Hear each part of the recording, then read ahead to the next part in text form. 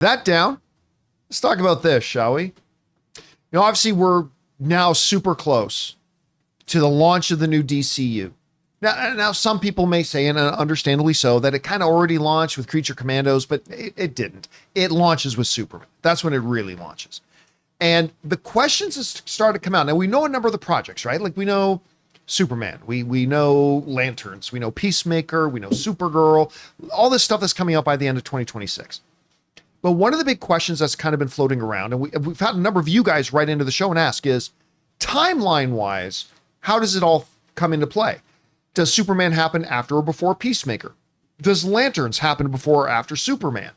Everybody assumes Supergirl happens after Superman, yes, but where does it relate to the other things coming?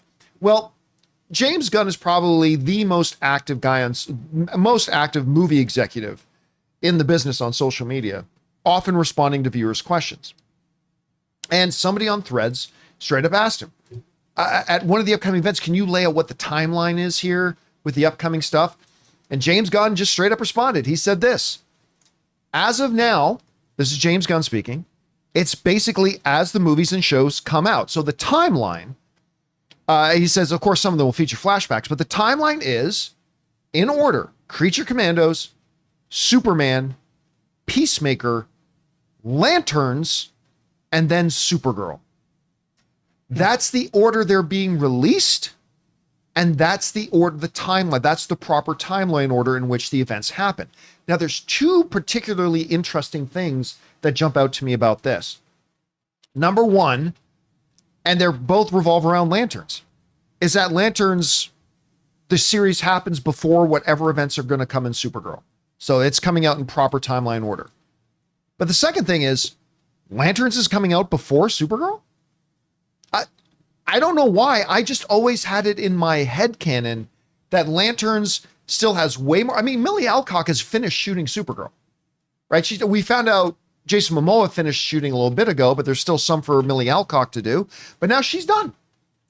Principal photography on that movie's pretty much done. That makes sense, though, June. Yeah, and then it's supposed to be like February, March for Lanterns. Yeah, so Lanterns, this is a full series they're producing. And I just kind of assumed that it would come out after Supergirl, but it's actually coming out before. And I'll tell you why I'm clearly most excited about Superman. The one I'm really excited for Peacemaker as well, but while I'm most excited for Superman, I gotta say, the one I'm probably most intrigued by is Lanterns. Yeah, me too. Especially once they really emphasized and leaned into, this is an HBO show. Yeah. A DC Universe show that's HBO. Yeah.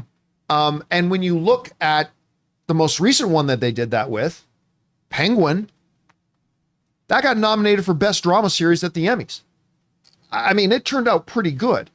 Now, you do that with Lanterns, as particularly when you look at the cast.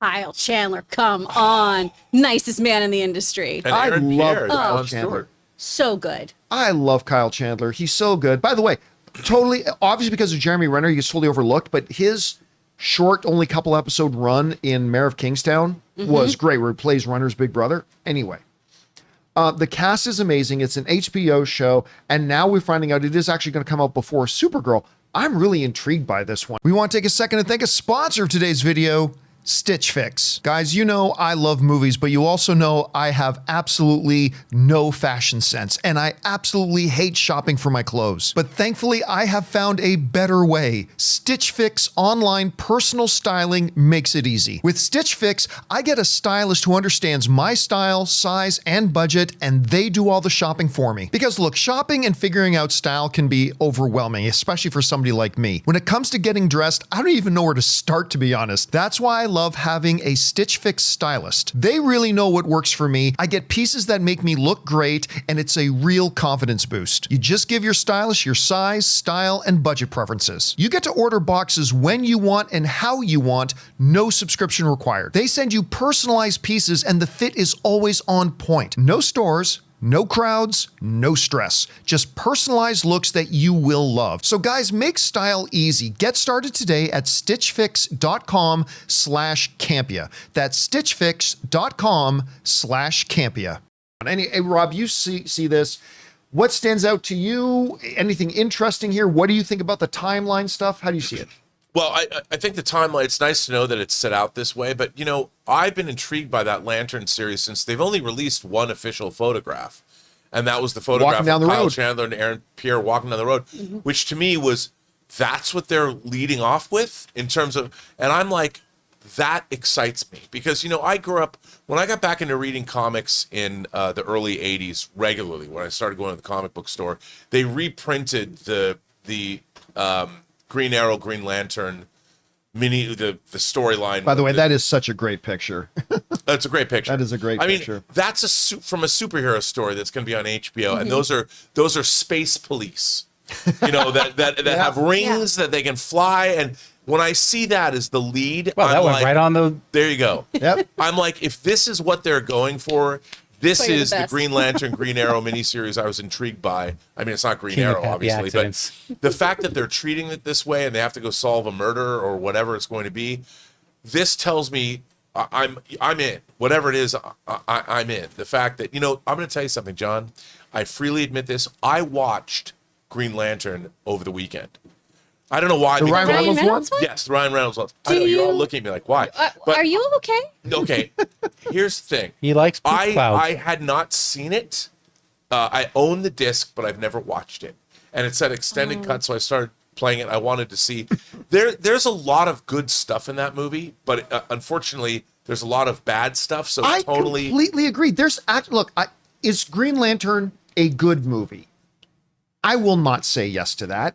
I just don't. I think there's just too much decent stuff in it There, that does get ruined, but there's enough decent stuff in it that I think There's a prevents it lot from of being a cool dumpster stuff. fire. Oa, the Guardians, all the different Lantern Corps. I mean, the whole thing with Parallax was goofy. That was weird. Yeah. And they're fighting. There's a real tonal problem in that Having film. Kilowog in your first rendition of Lanterns is really fun. Yeah, it was- I'm okay with that. Loved all that. I loved something everything I Didn't like. about Michael Oa. Clark Duncan do the voice of Kilowog? I think you're Yeah. right. And Yeah. I loved his voice as Kilowog. And but then it was just this the the villain. only thing I liked. It was just goofy all around. It didn't work. The tonal thing.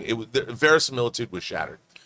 But I did watch it, and I was thinking to myself about this photograph from the Lantern's photograph. I was thinking about that because I was thinking about dude. I can't explain it. I mean, I'm a nerd, but it was really interesting to think about what they're going to do with this show, and the fact where Gunn and the DCEU is taking us tonally.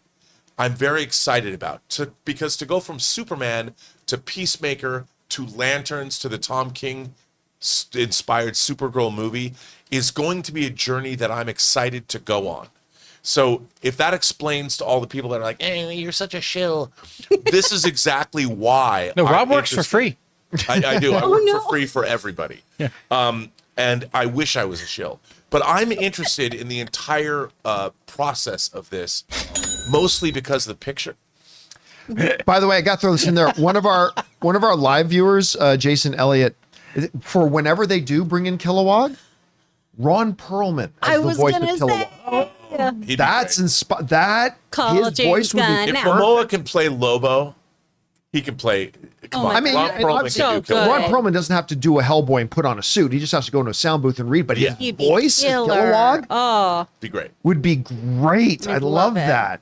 Anyway, Chris, with the lineup, with the order, anything standing out to you here? ooh, I mean, one, I love that we are just going in sequential order. I think that's a smart move here, too. I agree. Because then as we're ushering people into this new version of the DCU, for all of us who are not diehard comic book fans or not diehard DC fans, it's more accessible of, oh, I don't have to worry about time jumps. I don't have to worry about a blip. I don't have to worry about this, that, or the other. So wait, this happened before the last thing we watched? Exactly. You don't have to give cliff notes. And I know some people think like, oh no, we should make it so it's made for the comic book fans. It still will be. It just still also needs to be accessible for other people so we can usher in new comic book fans. That's how this works, guys. We want everyone to enjoy it and have Easter eggs and fun little moments for all of us nerds to go, ooh, I can't believe they did that. We're going to dive into that more.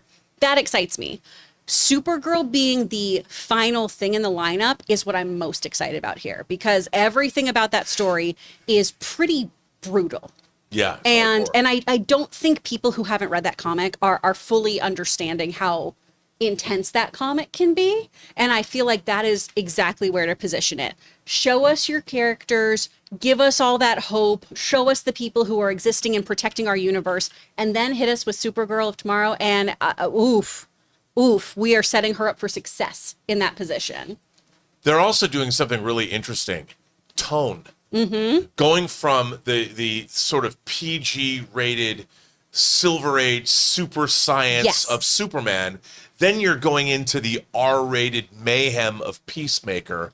Then you're going into probably the more, I mean, making the Lanterns, I'm just going by picture, a more earthbound. Yeah, very You're true showing detective. these cosmic characters being detectives, and then going to Supergirl is doing something exactly diametrically opposed to what the MCU does, is have it on there's a certain tonal level. They can change it up with Guardians, but they're going from PG to R to maybe R-ish PG to PGR of Supergirl. I mean, it's really interesting. Yeah. And one's comedic, one's serious, one's effervescent, and the one's hardcore. That's interesting to By the me. way, Yeah, absolutely. a lot of people are like miss this, is that the person directing the Supergirl movie is Craig Gillespie, who directed I, Tonya. The recent movie that was totally overlooked by way too many people, Dumb Money, which I loved. Great Dumb movie. Money. I And- thought that movie. was amazing. He directed Cruella, which I thought was really quite Yeah. good. I mean, I like they got Cruella a a lot. solid director on board for that too. Well, to your point, like what stands out to me in all of that is the dialogue, the writing. Yep. So And his Absolutely. ability to really take that and have it come across on screen properly. Yeah. So we'll see how it goes. Anyway, guys, question is for you. What do you think about this? James Gunn has laid out the order in which the events actually happen in the DCU, and the order, it's the same, that they're actually going to come out. And I think Chris is right. This is a really good move when you're introducing a new series or a new cinematic universe. Just tell everything linearly right now. Don't do a lot of time jumping other than, quick flashbacks. Whatever you think about it, and which one of these projects are you most excited about, jump down to the comment section below and let us know your thoughts. Hey guys, thanks so much for watching this video. Make sure you like the video, leave a comment, and subscribe to our channel. And don't forget, we have a daily podcast called the John Campea Show podcast, available on Apple Podcasts, Spotify, or your favorite podcasting app of choice. Go and subscribe to it today so it'll be there when you need it.